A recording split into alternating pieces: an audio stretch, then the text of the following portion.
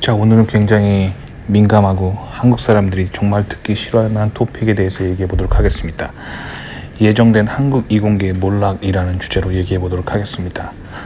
자, 이런 얘기들은 사실 제가 정말로 미국에서 있으면서 전 세계 이공계를 보면서 느낀 것들을 여과 없이 그대로 얘기해 드리는 겁니다.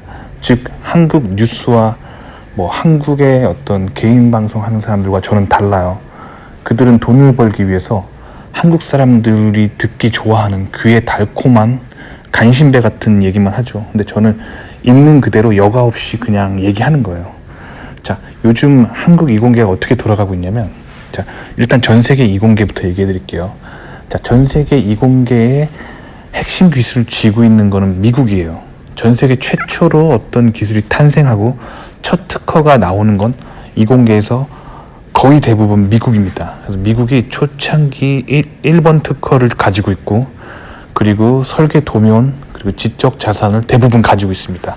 자, 이런 상황에서 미국이 전 세계 이공계를 돌릴 때 미국이 필요한 거는 미국이 가지고 있는 특허와 설계 도면을 누가 빨리 양산해 줄 수 있는가, 누가 빨리 즉 공장을 돌려서 만들어 줄 수 있는가예요. 그래서 기본적으로 미국이 취하고 있는 전략은 프로토타이핑, 즉 최첨단 샘플을 만들 때는 일본을 사용합니다. 그래서 일본을 사용해서 최첨단 일본의 그 소재와 부품, 장비 기술을 이용해서 어드밴스드한 첫 프로토타입은 일본을 이용합니다. 그렇게 한 다음에 어느 정도 시장의 그러니까 시장의 주목을 끈 후에 그 다음에 어느 정도 기술이 안정화되면 그때부터는 몇백만 개 대량 생산하는 거는 이제 큰 기술이 필요가 없고 노동력이 필요한 상황이 돼버려요. 그런 상황에 이제 미국은 대만이나 한국, 이 둘 중 하나 혹은 양쪽을 경쟁 붙여가지고 생산을 넣습니다. 자, 근데 요즘 한국 분위기가 정말 달라졌어요. 제가 예전에 한국에서 대기업에서 일한 적이 있었거든요.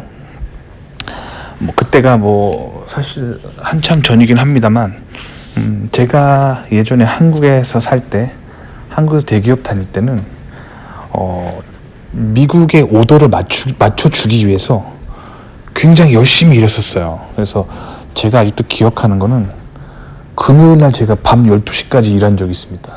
회사에서 12시까지 일하고 퇴근한 다음에 토요일 아침에 다시 출근해서 회의를 하고 그랬던 적이 있어요.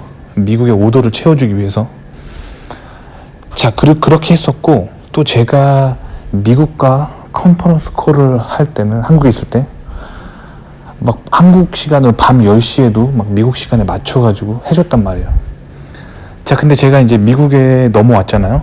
미국 회사에서 일하면서 가끔 한국 회사들과 조우할 때가 있어요. 한국 업무적으로. 근데 한국 분위기가 달라졌어요. 한국이 이제는 야근을 그렇게 예전처럼 하려 하지 않아요. 그리고 지금 같은 경우는 크리스마스 시즌이죠.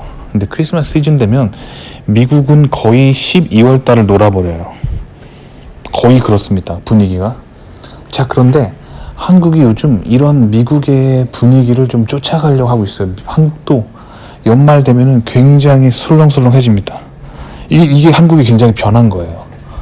원래 한국이 이러진 않았거든요. 한국 대기업들이 굉장히 빡세게 움직였는데 요새는 빡세게 움직이지 않아요. 이제 한국도 이제 좀 저녁이 있는 삶, 주말이 있는 삶, 연말이 있는 삶, 이런 삶을 추구하기 시작했습니다. 자, 근데 이 길을 일본이 먼저 걸었어요. 그러니까 항상 그런 말 있잖아요. 일본의 10년 전을 보면 한국의 오늘이 보인다. 다들 그렇게 얘기하잖아요.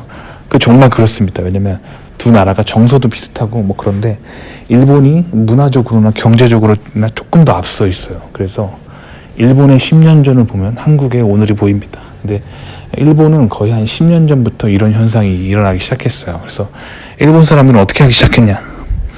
이제 일본도 그냥 아시아에 있는 중진국이 아니다. 일본은 유럽에 있는 독일이나 프랑스 정도 급의 유럽급의 선진국이다라고 이제 사람들이 생각하기 시작하면서 야근이나 주말 근무를 안 하기 시작했어요. 그 결과 어떻게 되냐면 일본 경제가 계속 몰락하기 시작했죠. 왜냐면 미국 대비 일본은 첨단 기술을 물론 아시아의 다른 국가에 비해서 많이 가지고 있지만 미국에 비하면 원천 기술이 부족해요. 그런 상황에서 그런 전략을 취하자 일본 이공계가 한국에 바로 따라잡혔습니다. 그래서 최근까지 어떤 기현상이 일어났냐면 웬만한 일본 대기업 여러 개를 합친 거 매출을 한국 대기업이 이기기 시작했어요. 한국은 일본 대비 원천 기술이 없음에도 불구하고 노동력으로 따라잡았던 거죠. 자, 그런 현상이 이제 한국에서 일어나고 있어요. 한국 요즘 대기업들이 빡세게 일하지 않습니다. 이전처럼. 자, 근데 문제는 뭐냐면 한국 이공계 원천 기술이 당연히 미국에 비하면 턱없이 부족하고 일본에 비해서도 부족합니다. 자, 이런 상황에서 한국이 지금 느슨하게 나오거든요. 자, 근데 미국이 필요한 건 뭐냐면 미국이 가지고 있는 설계도와 특허를 빨리 싸게 많이 만들어줄 수 있는 대량 시설을 원해요. 근데 여기서 한 가지 국제 시장 속에서 마켓 트렌드를 보면 대만 사람들은 아직도 빡세게 일합니다. 한국의 한 10년 전처럼 빡세게 일하는 정신이 있어요. 그래서 야근 빡세게 해주고 주말 근무 빡세게 해주고 대만 사람들은 12월 뭐 연말이라고 안 놀아요.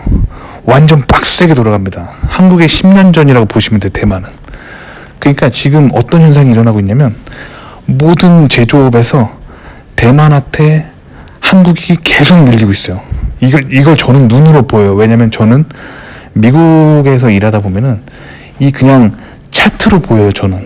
그러니까 여러분들은 이거를 몸으로 못 느끼겠지만 저는 대만과 한국 양쪽을 보면서 계속 살거든요. 미국에서. 왜냐면 대만과 한국에 오더 넣는 조직에 제가 계속 미국에 계속 다니고 있어요. 알겠죠? 그래서 양쪽 비교가 바로 보입니다. 그런데 대만한테 계속 밀리고 있습니다. 뭐 게임이 안 돼요. 왜냐면 대만 사람들은 야근 빡세게 한다니까요. 주말에도 안 놀아요. 연말에도 안 놀아요. 그러면서 빡세게 나갑니다. 근데 기술적인 거는 사실 기술의 수준 대만이랑 한국은 비슷합니다. 근데 한국은 느슨하게 가죠 지금. 그러니까 당연히 밀립니다. 앞으로도 계속 밀릴 겁니다. 제 개인적인 생각으로 앞으로 이 한국의 이 사람들의 현재 패턴이 변하지 않으면 앞으로 10년간은 대만한테 계속 추월입니다. 그거에 대해서 제가 지금 느낀 거, 본 거 그대로 지금 얘기해 봤습니다.